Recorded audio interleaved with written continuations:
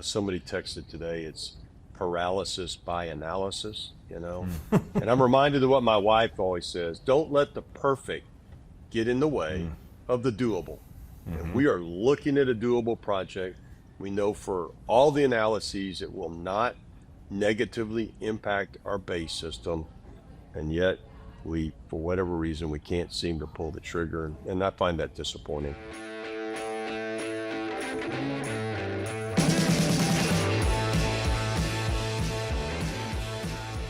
Hey guys, welcome back. Brand new yall-itics here. You know, last week we talked about the problems Dallas has. Dallas has got plenty of problems. Yes, it does. Everybody's moving out of downtown Dallas, but I don't think that Dallas has anywhere near the problem that our friends in Corpus Christi have. Yeah, at least for now anyway, Dallas Right. has enough water. Now, you know, whether that holds in the future, we'll see. But I don't know if you've been keeping up with this. Corpus Christi has really been wrangling this problem with enough water to go around for all of its residents, its businesses, its industrial users, and it's getting pretty dire down that way, and they're having to do some pretty big things to try to address that. And we've talked about this on our political program called Inside Texas Politics. We've had this guest on there too that we're going to introduce you to in just a moment. But the bottom line here is Corpus Christi is running out of water. They haven't had a significant rainfall event in a number of years. There's new industry that's moved in. The coastal bend there is growing.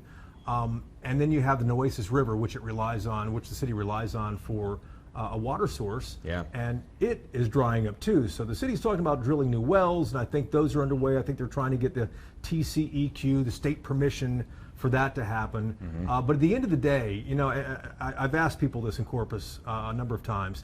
How are you guys out of water? Because you're right there on the Gulf water of America, or Gulf of Mexico, whatever you want to call it. You got a lot of water sitting right there. So the city realizes that. The city's talking about building a desalination plant to desalinate the water, the salt water there, and actually use that. But that's, you know, easier said than done, we've discovered. And if you think, well, this is a Corpus problem, you know, I need to think about that, that's way down there, you know, it could come to a city near you as well, number one. And number two, what happens in Corpus doesn't just stay in Corpus. A lot of us don't have a great appreciation for the amount of stuff that comes to us because of Corpus Christi, because of that port there, and because of the refineries there. And so we're bringing in Mark Scott. He is a city council member at large there in Corpus Christi. Mark, thanks so much for joining us. I know that you're doing this after a marathon meeting that we're going to talk about here in just a second. But first, can you lay the land for us here and just tell us what the situation is in Corpus Christi as it stands right now? First, just so you could understand our economics, I'm told all the ibuprofen in North America is made in a facility, a chemical plant in our neighborhood. Most of the liquefied natural gas that goes to Europe comes out of one of our liquefied natural gas facilities, and they've just permitted 3 more. We call them trains, so they're going to be supplying the world with liquefied natural gas. The jet fuel, the DFW, with a line now going to Bergstrom, and the line they're building going to San Antonio International Airport, is refined here in Corpus Christi. I mean, what we say is what happens in Corpus Christi affects the world. We are the third, which maybe we might be second now, third largest exporter of crude in the world. They say it's a place in one of the locations in Iran. There's something in Saudi Arabia and in Corpus Christi. So, I mean, we really are pretty significant to what happens around us. There is some conversation that we make a lot of jet fuel for the military. I can confirm nor deny. I'm not completely sure. But my point is, it's more than just what happens in Corpus. But we're in dire need. The state of Texas, the TCEQ, requires water providers to make drastic changes if they get within 180 days of running out of water, such that you change your demand such that it meets the supply, right? So you can't run out of water. And we've created this dashboard that looks forward and predicts our future. And right now it says we would go into this critical phase in December of this year, which means in December of this year, we would have to reduce consumption by 25%, including the refineries. You can imagine the impact that might have on the Texas, if not the world economy. So it's dire. Now, in fairness, we have had rain in the last couple of weeks. We get a lot of water from Lake Texana, which is a lake north of Victoria. It was at, 56%? It's now at 100%. Lake Corpus Christi, which is one of our lakes, we call them in the western watershed, was at I think it was 8%. Now I think it's at 23%. So we do have a little bit of reprieve, but we are way not out of the woods yet. And make sure people understand this here. Is this exaggeration that Corpus could actually run out of water if things don't change? Yeah, so we are, by law, we can't run out of water. The state makes us change our usage such that you never run out of water. And I think that goes back with what happened up in North Texas years ago. But so we would technically... Yeah, I mean, but by law is one thing. Written down on paper is one thing, but you know, what happens on the ground realistically could be something else. I mean, so let's say everything dried up, and what would happen? Would you truck in water? I heard that was one of the things that was under consideration if it ever got that bad.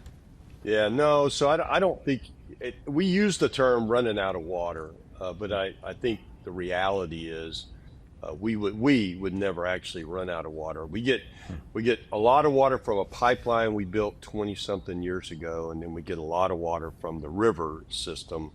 Now, I guess if, something catastrophic happened to the pipeline and we had no water in the river, then we would be in a pickle, but it would be a short-term crisis and fix the pipeline and continue. We bring water from the Colorado River just south of Houston and Lake Texana, which is north of Victoria, and it comes in this 6-foot wide pipeline. And that's really instantly what's keeping us afloat now. You mentioned in your opening, we have drilled a series of wells along our river down about 900 feet. We're taking water out of the groundwater, and we're putting it in our river system that comes down to our treatment facility. So, but the reality is, you said it right. We're looking at all the water we'd ever need, and it's desalination, and that's a hot topic in Corpus as early as 2:30 this morning. Yeah, let's talk a little bit about that because it's a timely thing to talk about. First of all, how long was this council meeting that you all just went through to discuss this again? Yeah, well, the total council meeting was 17 and a half hours. Oh my gosh. At 9 a.m. No breaks. I mean, maybe 15 minutes here, 5 minutes there. Wow. And what I think, and this is, I was telling my friends that I promised to behave myself, but this is what frustrates me. It was a 17 and a half hour meeting, and we literally made a $1 billion decision at 2:30 this morning in the 17th and a half hour. And that's just, in my opinion, bad public policy, right? You shouldn't be, it's 17 hours into a meeting or hearing and then make a $1 billion decision, but that's what we did. Yeah, it's almost like locking me in a room and asking me to confess by hour 17 I might do it, even if I didn't do it, you know. Yeah, I'm making stuff up in the 17th hour. Whatever I got to say to get out of here, right? Yes to whatever. So tell us about this $1 billion decision here, because that sounds substantial. Yeah, so just some background. We started the process in 2014, 2015 to look for that next water supply. So a good public policy is to be ahead of the curve, right? So we had water in 2015 because we extended our pipeline. So all right, let's look for the next one. It was decided desalination was the way to go. We had industry, the port, the city, all these different entities. They looked at 35 sites, worked its way down over 6-8 years, came to the conclusion the right site was a facility inside our ship channel, inside, they call it Inner Harbor. Began the permitting process, got it fully permitted in the spring of last year. Hired a company to design it and build it, Kiewit, which is a U.S. company. And then through a series of decisions, the council terminated that agreement, which, by the way, has caused a lot of consternation in our bond rating agencies because that was a way we could stop the bleeding. Keep in mind, desal's not, you don't do it in a day, but if you can at least backstop, if your citizens in the state and the feds know that, and your bond rating know that you're going to have water in 3 years, they're like, okay, Now, what are we doing to get to 3 years? So And anyhow, we just, killed it. just to interrupt you real quickly, for people who don't know what desal or desalination is, basically you're pulling water out of the ocean or the sea or the inner harbor The Gulf there, of America.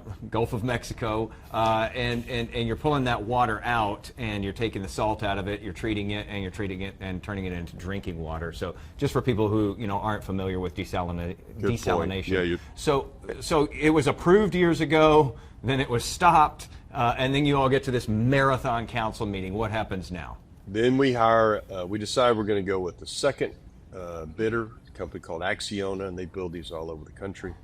They come in, they say, hey, we think we can do it. We'd like a chance. There's a contract for $78 million that they would design it and provide what's called a GMP, guaranteed maximum price. So hey, pay us to design it. Then we will give you a guaranteed maximum price. And if you hire us, it won't go above that. You don't have to hire us because you'll have a design plan. Anyhow, last night was to hire the company to design it, and there were consternation amongst the council, and we decided to table that decision for 3 months while we do additional environmental analyses. By the way, most of which has already been done, if not once, several times already. But that was the council's will. So we delayed the decision for 3 months, which, by the way, impacts our lending from the state of Texas. I mean, it was a big decision to delay this because it causes some problems with our lenders. Councilman, can the city afford to keep delaying this? I was frankly shocked when I got up this morning and looked at the headlines, expecting to see passage from city council, but in the 7-2 vote, you guys delayed the decision to September the 1st? I'm like, what? Yeah. Are you kidding me? Yeah. No, we cannot afford to delay this. Number one, we've got permission to borrow $750 million from the state, low interest loans, a great deal. We've actually borrowed $226 million to spend only on that project. And if you don't do that, they call it defeasement. The state will make us pay them back and pay penalties and interest because they loaned us money to do something we chose not to do. And then think about it. And the next lender is going to go, really? If I loan you money, you're really going to do, the project you say you're going to do? So I don't think we can afford to do this much longer. I will tell you, I voted to table. And I did that because I think we would have killed the project last night had we not tabled it. And I think that's more catastrophic than simply putting it off for 90 days. So it lives to be debated another day. Councilman, you mentioned the money from the state there. In the past, Governor Abbott has said that the state has been actively involved trying to help with things there, giving the city $750 million to address the water problems. And he says they squandered it. First of all, what's your assessment of that analysis by the governor? I support most of what the governor said. I've talked to him a couple of times and talked to his leadership team. He didn't give us $756 million. They gave us low interest loans that we have to pay back. I do think we squandered some of that money, right? We spent a bunch of that money with the first proposal. I think it's $40 million, and then terminated it. So I do think we have used some of that money poorly. But I also think if we move forward with Acciona and build a 30 million gallon a day desalination plant, all will be well. I think that's what the governor wants. We've been working with our congressman to get federal money. As a side note, we have learned that there's a deadline on a federal grant which would occur before we vote on this again. So that's kind of an issue we need to resolve. So well, the governor I think he's mostly right, but not completely. He also said that Corpus Christi is a victim not of a lack of water, but a lack of decision making. Do you agree with him on that? It sounds like you do. I do. Yeah, absolutely. Yes, I completely agree. This is a decision makers' lack of ability to make hard decisions. Somebody texted today, it's paralysis by analysis, And I'm reminded of what my wife always says, don't let the perfect get in the way of the doable. And we are looking at a doable project.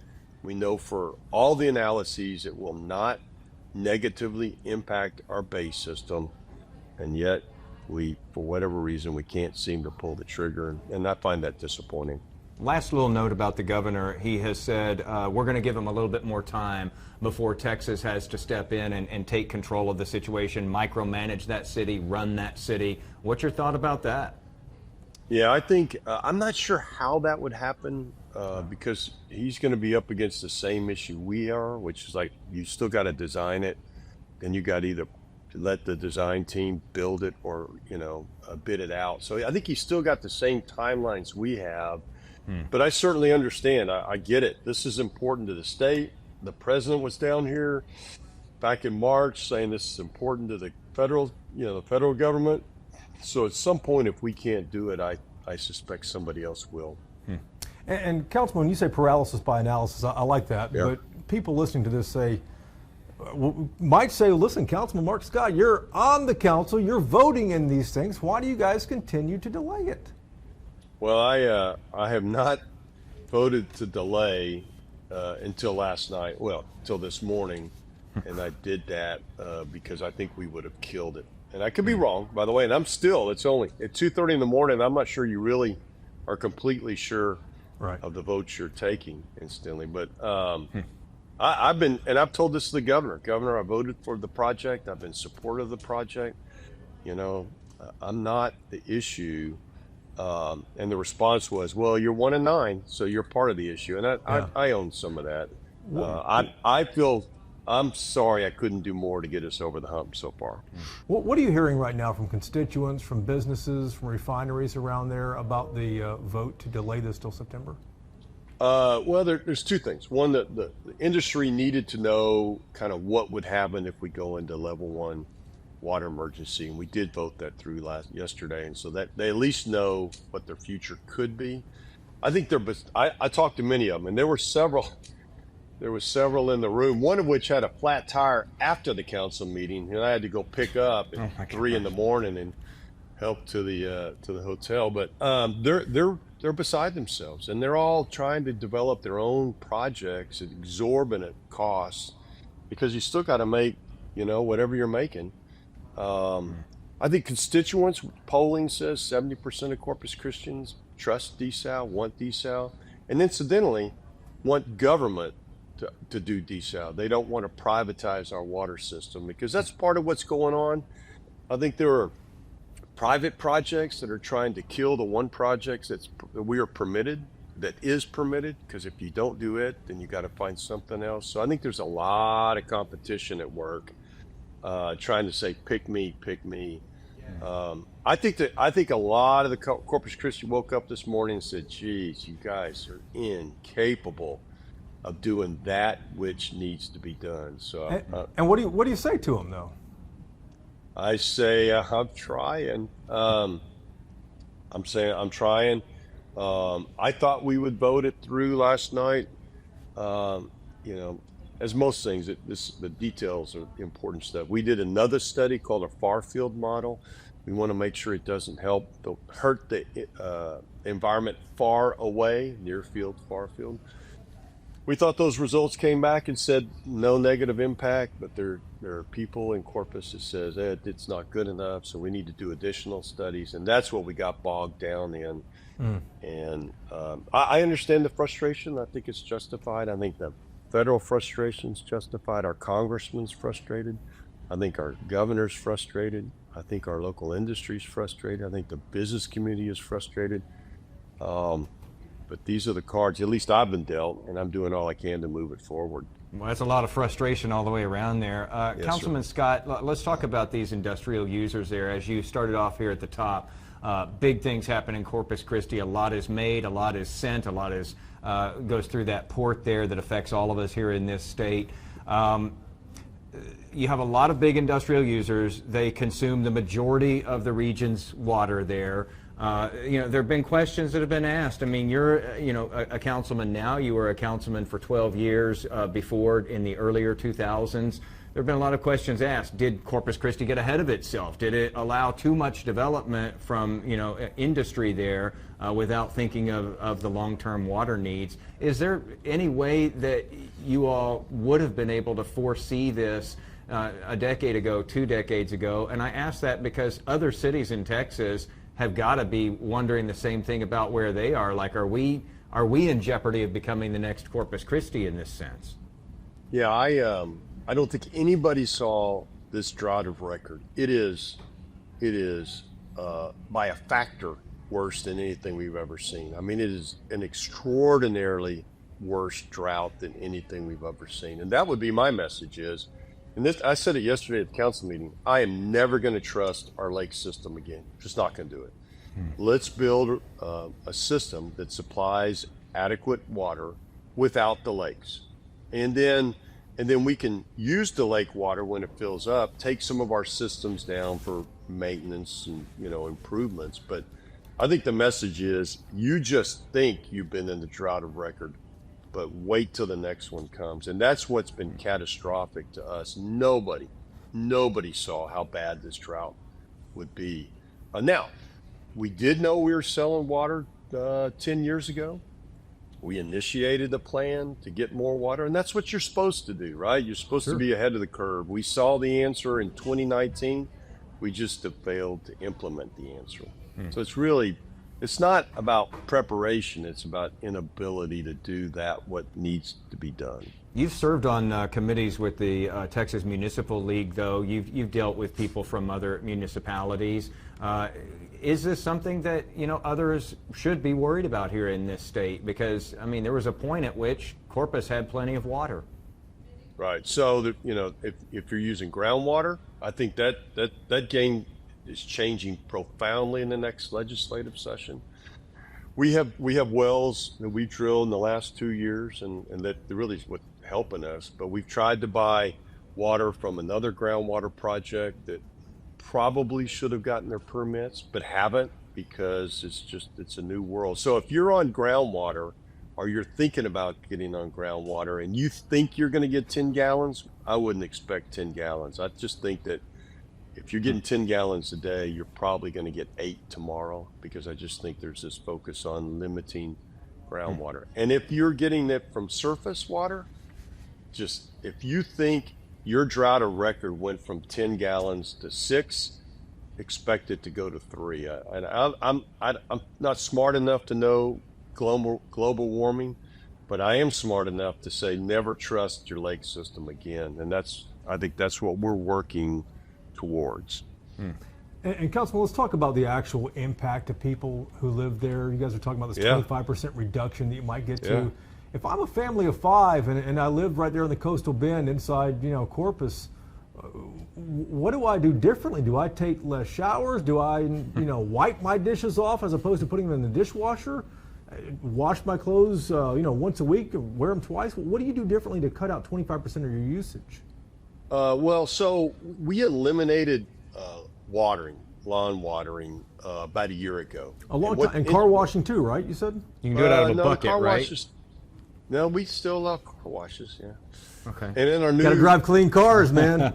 I know, well, yeah, now it's raining. So when we eliminated watering, that saved us about 50%. So if you were using 10,000 gallons then, you're probably using 5 now. And the way we have done this 25% reduction, we're doing on basically what you used to use. So the reality is the residential ratepayer can probably get by doing tomorrow what they're doing today and meet that, because they already have. The reality was homeowners were already reducing their usage in excess of 25% already. So we didn't want to, penalize them twice.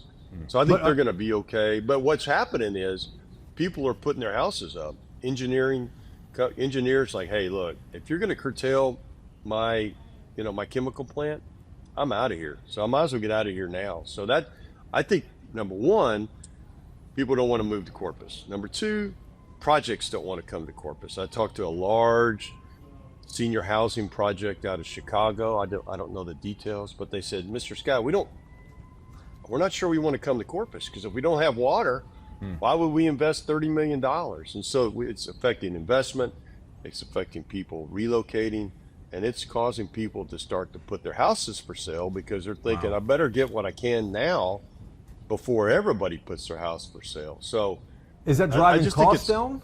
Like I think it's flattened out. Yeah, I think sales prices have flattened out, but I haven't paid that much attention to it. I just know anecdotally, because I'm in the business, that realtors have said they've been listing houses of people that are putting their house up to move on. Boy, the dominoes are already falling there. That's the dominoes are already falling, though. You know, when that first one gets knocked down, it affects so many other different things. And you were mentioning that a lot of these people have pulled back their water consumption, you know, in a residential sense.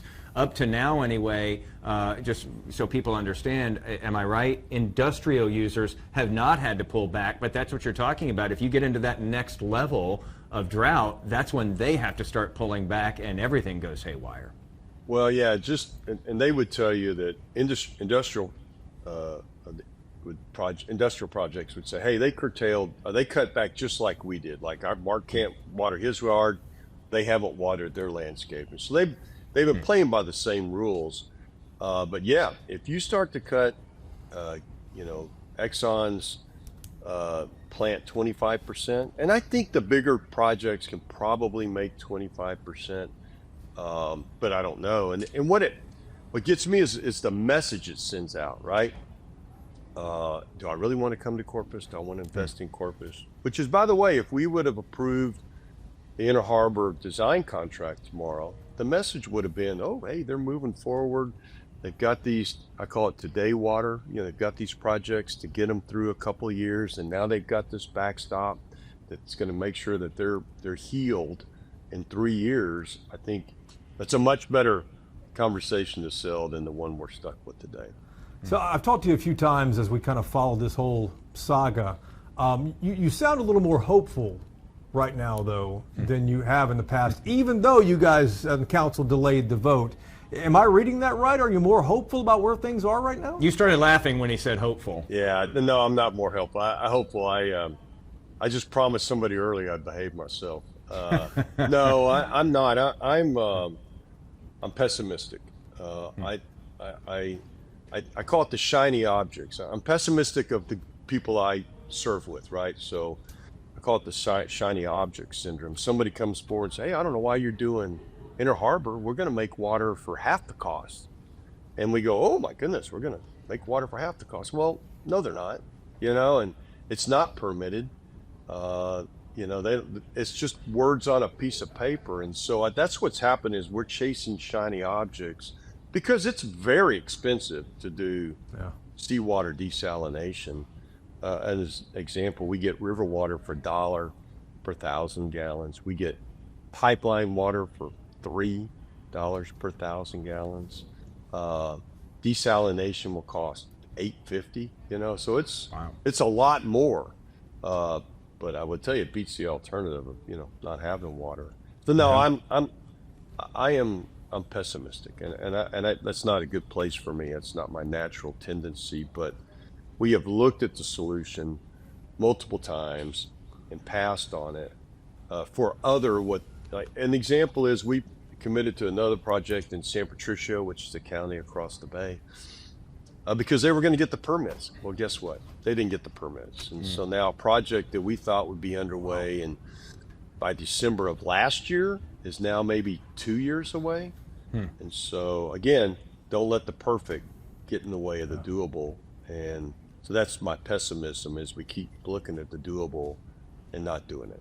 And by the way, other council members would vehemently disagree with me, but that's my opinion. Well, that's what leads to 17.5-hour meetings. There's a lot of disagreement for sure. Right. Big disagreements over an even bigger issue. And, you know, I guess we have to understand everybody's positions and everybody's passions on this. A lot of folks worried about the environment because of a desal plant there.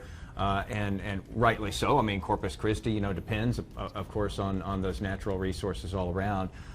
My last question for you would be, you mentioned that the federal government really wants this. They have an eye on this because of Corpus Christi's significance. The state obviously wants this fixed. But you've gotten some criticism piling on from outside of Corpus Christi, from other elected leaders. What would actually be helpful, aside from criticisms and acknowledging that there's a problem there? What would you ask for from the federal government or the state government right now if they're listening to this?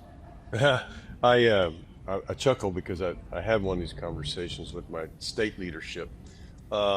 So the conversation goes like this. We supply the world with crude. We supply the state with jet fuel. We supply the country with ibuprofen. We would ask for some financial help, and not a loan, right? A grant. It would seem to me that if we are this important to the state and the federal government of the country, there might be federal funds to help invest. And I've thought that all along. I thought that it's $1 billion plant. If we could get 250 million in grants, I think the council would do it. So that would be my ask. And I made that ask in one of my meetings at the state. I was told not to go in there and ask for that. I did, and then was reprimanded for crossing the line. Who reprimanded you, and what was their answer?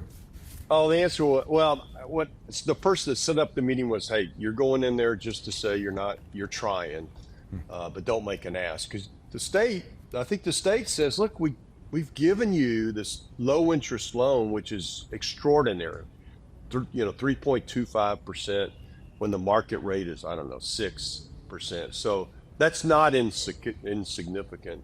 What I got was, thank you very much. I hear what you're asking. That's not the purpose of our meeting today. So they didn't slap me around. They just smiled and said, we hear you, and move on. But we are making a grant application to the federal government. Our congressman has been very helpful through the Bureau of Reclamation. It's wonderful politics at the federal level. They have this grant program for up to $30 million. We're like, it's $1 billion plan, 30 million. So they've changed the rules to give up to 120 million with the potential, what they call plus up. So we're working that. And I think I'm hopeful that we could get federal funds, but only if we have a project with which to ask for federal funds to help with. And that's why you have to agree first at the local level on what you're going to do. And I think we're a little bit of a chicken and egg, like, well, we're not going to vote until they put some money up. And the feds are going, we're not going to put money up until you have a project to present to us. So, Jason's last question was about, what you'd ask for from lawmakers. You and I, last time we talked, I said, one of the things you might ask for from Mother Nature might be a pretty good low pressure rainstorm coming ashore, right? To fill up the rivers and things like that? Well, and that's what's interesting. We've had, I think 15, 18 inches of rain in the last couple of weeks. And wow, at least one of my council members like, hey, we're in a hurry now. We got water, so that's the flip side of all that is like, hey, it rained. We're not in a hurry. We don't need to do desal, and which is where I default to. I will never trust my lake system again. We need to build a system that can survive without rain, and then manage it accordingly. But so we have gotten rain, and then this is the El Nino. We think we're going to get more rain this year. But again, my concern is we get a little bit of rain and we decide we don't need to do the next water supply, and then here we are 2 years from now. Number one, we're way far away from being out of the crisis. So just because we got 18 inches doesn't mean we can breathe again. And number two, if we did get out of the crisis, I hope to goodness we don't, pass on this opportunity to provide some water security. Boy, that's stunning. Yeah, that's stunning when you hear 18 inches. We talked about rain, and you you got us rain. Yeah, but it's stunning when you no. say that, and that's still not enough, and you find yourself in this position of actually hoping for, a tropical wave or a tropical storm there on the coast, which is not usually the case. And I heard a couple of people talking, a couple of Democrats talking, getting ready for the convention. They're having their state convention in Corpus Christi, as you likely may know there. And I wasn't part of the conversation, but I heard one of them talking about, it's upcoming here pretty shortly. And the other one said, well, make sure you take water when you go, because I'm not sure if the city's going to have it. So I kind of had a little chuckle out of that. I do want to relay that we haven't just put all our eggs in that one desal basket. Yeah. We've got a large effluent reuse. We're taking a bunch of our effluent and we've got it going to industry, and we think That's they're the buying treated it. sewage water. You treat it, it's clean, it usually goes off into a creek, and then in the environment gets filtered further, but you're turning that around and sending it back to industrial? Right. So you either put it in the drinking system or let industry, and then so it takes industry off our potable water, right, which frees the potable water up for you and I to drink. So that's 16 million gallons a day when it's all said and done. Excuse me. And that's underway, and Valero's been very helpful. They're building like a $90 million pipeline that they're going to deed to the city. So it's not like I don't want you to think we're just sitting around, A, praying for rain, or B, focusing on desal. We have been doing other things, the well system. We did try to buy this water in San Patricio, the effluent reuse. But the reality is you need desalination as part of your basket, and we need to figure out a way to get that done. Wow. Mark, good luck to you guys, man. I know we'll talk before September the 1st, and hope these studies go pretty well between now and then, because I know a lot of folks are looking for something to actually happen. But thanks as always for taking our call, man. Yeah, now that hurricane season is underway, here's hoping that you all get some good beneficial rainfall without the damaging aspects of those storms as well. Really appreciate you taking the time, especially after a 17.5-hour meeting the night before. Get some rest. We'll talk to you soon. Yeah, thank you guys.